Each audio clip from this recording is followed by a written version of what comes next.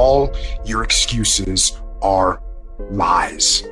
Little lies that you think makes life easier, but they don't.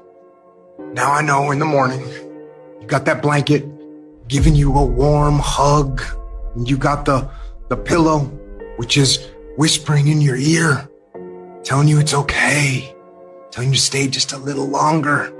But don't listen to them. They're lying to you.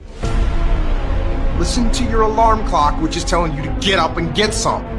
Listen to the weight room, the pull-up bar, which is telling you to face reality. And listen to your will, which is telling you to get up and crush everything, regardless of how you feel. Don't negotiate with weakness. Kill it. See, in life, you can go through life, you can come up with reasons or you can come up with results. You can come up with excuses or you can come up with achievements. You can go through life blaming or you can come up with solutions. The choice is in your hands, satisfaction or despair. We can choose that.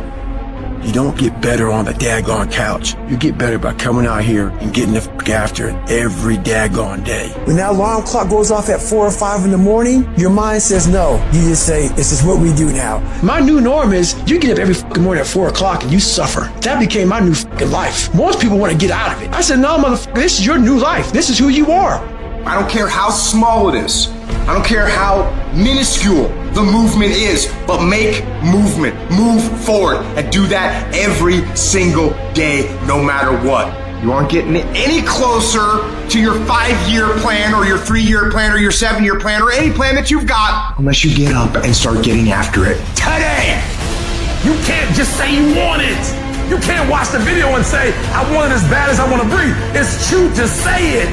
But when it's showtime, when the sun comes up, you got all the books, you got all the tapes, you got all the access. Now it's time to hunt. And what separates you from everybody else is that when it's time to hunt, you ready to hunt. Everybody wants the prize, but nobody loves the process. Everybody wants to be a champion, but nobody's willing to put in the work that it takes to be a champion.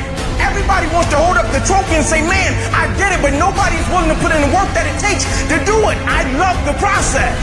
I love the thought of working for what I want. And I firmly believe you're never supposed to wish for it more than you're willing to work for it. Your expectations never supposed to exceed your effort. But a lot of people, they wish, and they're not willing to work. And the great thing about life has a funny way of testing all of us and seeing how bad we really want what it is that we say we want. When you work for something, it gives you a different type of attachment to it. The harder you work, the harder it is to surrender. That's why cats can give up so easy. They ain't got nothing invested. But when a cat work for something, like when a cat been sacrificed for something, well, you gonna have a cold day in hell before you take it from them. Write down 1 or 2 things that you're going to commit to doing every single day, no matter what. You're going to use that motivation to become a machine every single day, no matter what. You don't think about it. When you have built a habit, it's ingrained in your nervous system in such a way that the brain doesn't even have to consider whether or not it'll get done. It just gets done because you committed. Commit once to the thing that you're going to do, and then you do it every single day. That is what transforms you. It's not the grand visions, it's the tiny actions that move towards a worthy ideal. The good feelings in your body is an indication that there's something that you want. Now you get to work by doing it every single day.